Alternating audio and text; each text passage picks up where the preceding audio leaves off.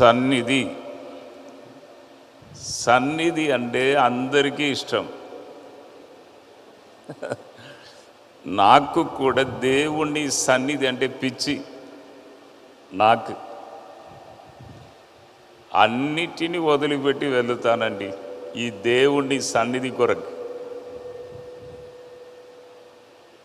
దేవుణ్ణి సన్నిధిలో మీరు కొన్ని నిమిషాలు ఉండే అబ్బా తృప్తి తృప్తి తృప్తి చేయబడుదురు. తృప్తి ఎక్కడ కూడా మీకు తృప్తి ఉండదు. పెళ్ళి చేసుకుంటే తృప్తిని అనుకుంటారు కొందరు. ఫస్ట్ బాగానే ఉంటుంది, స్పీడ్ లవ్ గవ్ బాగానే ఉంటుంది. మళ్ళీ ఒక 2 months పోయినాక కొద్దిగా తగ్గుతుంది, 6 months పోయినాక ఇంకా కొద్దిగా తగ్గుతుంది. అంటే వివాహం చేసినప్పుడు ఏం చెప్తారు? లాస్ట్ వరకు, ప్రాణం పోయే వరకు మేము కలిసి మంచిగా సంతోషముగా ఉంటాము. కానీ అందరూ అలా ఉంటున్నారా? మధ్యలోనే కొన్ని ప్రాబ్లమ్స్, సమస్యలు వచ్చుచున్నది. తృప్తి అక్కడ కూడా లేదు. మంచిగా సంపాదిస్తే తృప్తి వస్తుందా? ఒక 50 కోట్ల రూపాయలు మూట కట్టి నా ఇంట్లో పెడితే అబ్బా తృప్తి వస్తుందా? తృప్తి రాదు. బీపీ పెరుగుతుంది కానీ తృప్తి రాదు. అవును. కాబట్టి ఎక్కడ తృప్తి అనేది ఈ లోకంలో లేదు. ఒక్కటి తృప్తిని ఇస్తుంది. ఏంటిదంటే దేవుని ఒక సన్నిధి. కొంతసేపు వెళ్ళి జడ్సన్ అబ్రహాం గారి మీటింగ్లో కొంతసేపు వెళ్ళి కూర్చొని వచ్చాం. అబ్బా పర్వాలేదయ్యా, మంచి తృప్తిగా ఉన్నదయ్యా, దేవుణ్ణి సన్నిధిని అనుభవించినామయ్యా. అయ్యా తృప్తి దేవుణ్ణి సన్నిధిలో మాత్రమే ఉన్నది.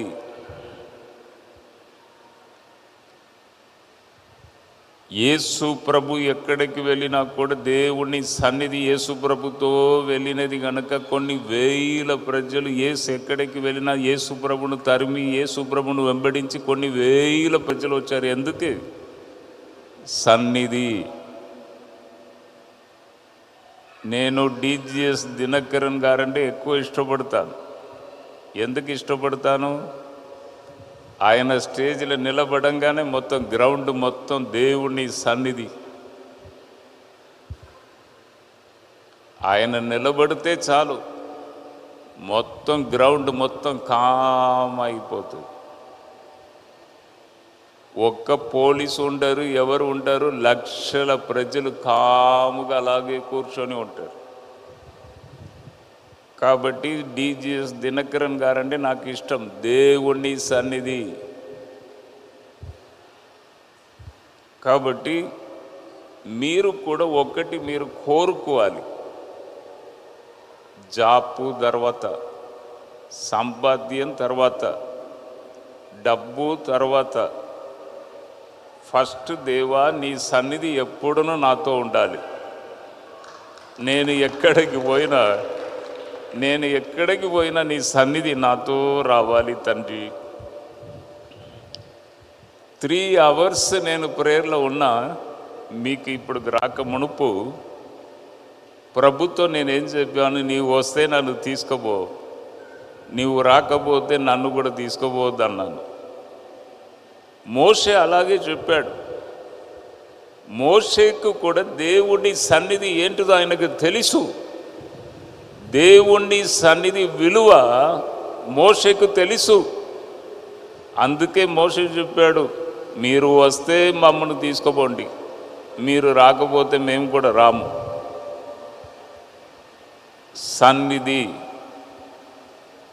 సన్నిధి వస్తే నీకు అన్నీ వస్తుంది. జాబ్ వస్తుంది, డబ్బు వస్తుంది, ఆదాయం వస్తుంది, నెమ్మది వస్తుంది, సమాధానం వస్తుంది, ఇంటిలో సమాధానం వస్తుంది, మంచి భర్త జత చేయబడతాడు, మంచి భార్య జత చేయబడుతుంది. సన్నిధి నీతో ఉంటే అన్నీ వస్తుందండి.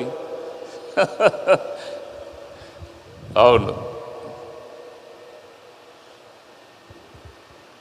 కాబట్టి ఇక్కడ కూర్చున్న పురుషులు, స్త్రీలు, ఈ దినము మనం ఏం అడగబోచున్నాం? ప్రభువా, నీ సన్నిధి నాకు ఎప్పుడునూ కావాలి. నేను ఎక్కడికి పోయినా నీ సన్నిధి కావాలి, నీ సన్నిధిని అనుభవించాలి.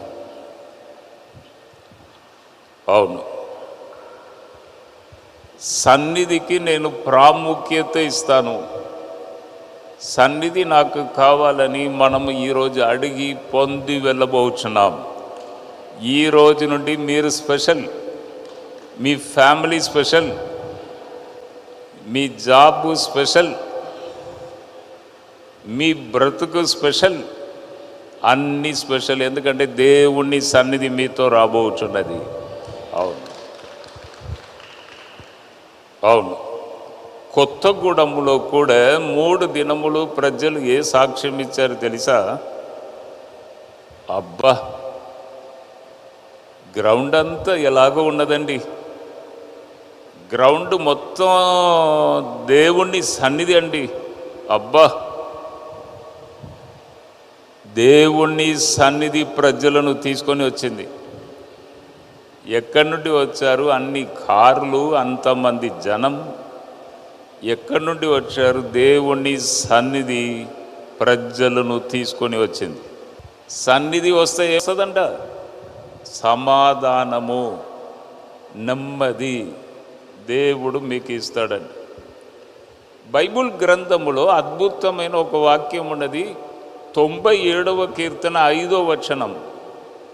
97వ కీర్తన 5వ వచనం ఒకసారి నేను చదువుచున్నాను, మీరు వినండి. యెహోవా సన్నిధిని, సర్వలోకనాథుని సన్నిధిని పర్వతములు మైనము వలె కరుగుచున్నవి. పర్వతం ఎలా ఉంటుందండి? పర్వతమును చూస్తేనే మనకి ఏమవుతుంది? టెన్షన్ అవుతుంది. అబ్బా, ఇంత పెద్ద పర్వతమా, ఇంత పెద్ద కొండ.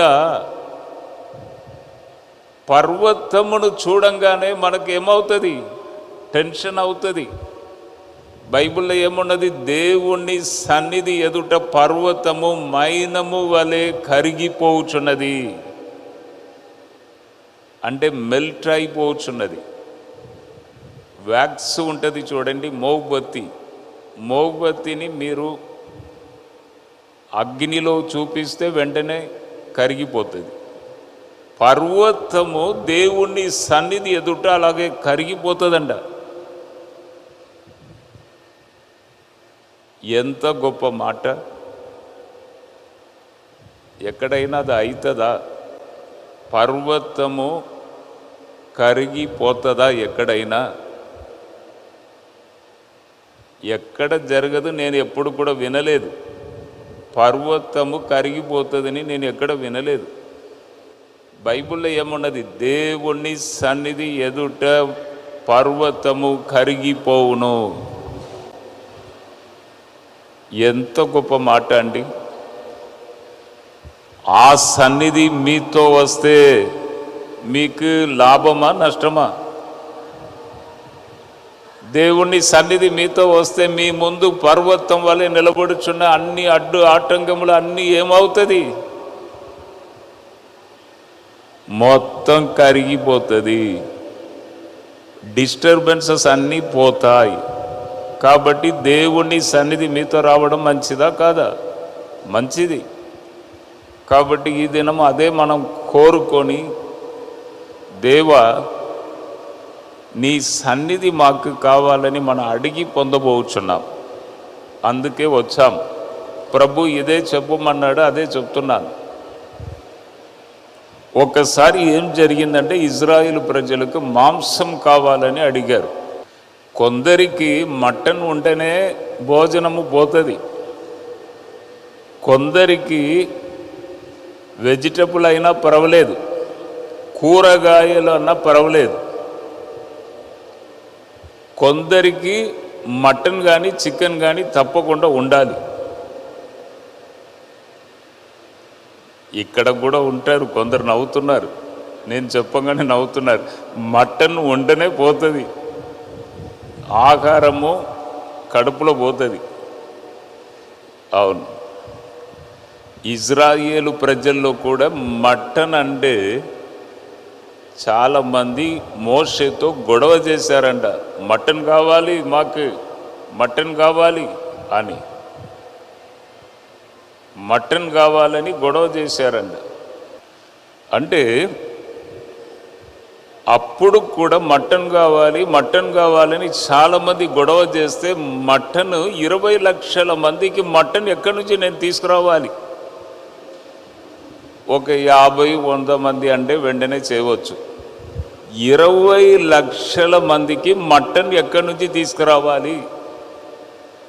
ప్రభువా ఏంటిది, వీళ్ళు గొడవ చేస్తున్నారు, మటన్ ఎక్కడి నుంచి తేవాలి? బైబిల్లో ఏమున్నది తెలుసా? దేవుని సన్నిధిలో నుండి ఒక గాలి బయలుదేరి వచ్చి సముద్రపు పూరేలను కొట్టుకొని వచ్చి అక్కడ పాలేము చుట్టూ పడవేసింది. ఎక్కడి నుంచి వచ్చిందంట? దేవుని సన్నిధిలో నుండి ఒక గాలి బయలుదేరి వచ్చి మటన్ తీసుకొచ్చి అక్కడ చుట్టూ పడవేసిందంట. 1 నెల రోజులు వారు మాంసం తిన్నారండి. 1 నెల రోజులు. దేవునికి సమస్తము సాధ్యం. దేవుని సన్నిధి మీతో ఉండే అన్నీ మీకు దొరుకుతాయి అను విషయమును ఎప్పుడు మర్చిపోదు. దేవుని సన్నిధి మీతో ఉన్నదా అది చూసుకోవాలి. పరీక్ష రాస్తున్న పిల్లలు కూడా ప్రార్థన చేయండి అని నాకు ఫోన్ చేస్తారు. పరీక్ష రాస్తున్న వారు, నేను ఎలా ప్రార్థన చేస్తానంటే, దేవా పరీక్ష గదిలో వెళ్ళినప్పుడు నీ సన్నిధి కూడా వారితో పోవాలి, ధైర్యం రావాలి. పరీక్ష అంటేనే కొందరికి ధైర్యమును కోల్పోయి భయం వచ్చి ఉన్న వాటిని కూడా మర్చిపోతారు. కొద్దిగా చదివిన వాటిని కూడా మర్చిపోతారు. కానీ ధైర్యం రావాలి, నీ సన్నిధి వారితో పోవాలని నేను ప్రార్థన చేస్తాను. కాబట్టి దేవుని సన్నిధి మీతో వస్తే ఇజ్రాయేలు ప్రజలకు మాంసం ఎలా 1 నెల రోజులు దొరికిందో మీకు కూడా అన్ని విషయాల్లో దేవుడు మార్గం తెరుస్తాడు. హాయ్, ఈ వీడియో ద్వారా మీరు దీవించబడినట్లయితే మరి తప్పకుండా లైక్ చేయండి. తెలిసిన వారికి ఈ వీడియోని షేర్ చేయడానికి మర్చిపోకండి. ఇంకా మరి వీడియోల కొరకు సబ్స్క్రైబ్ చేయడానికి మర్చిపోకండి. ప్రభు మిమ్మల్ని దీవించును గాక. See you soon. God bless you.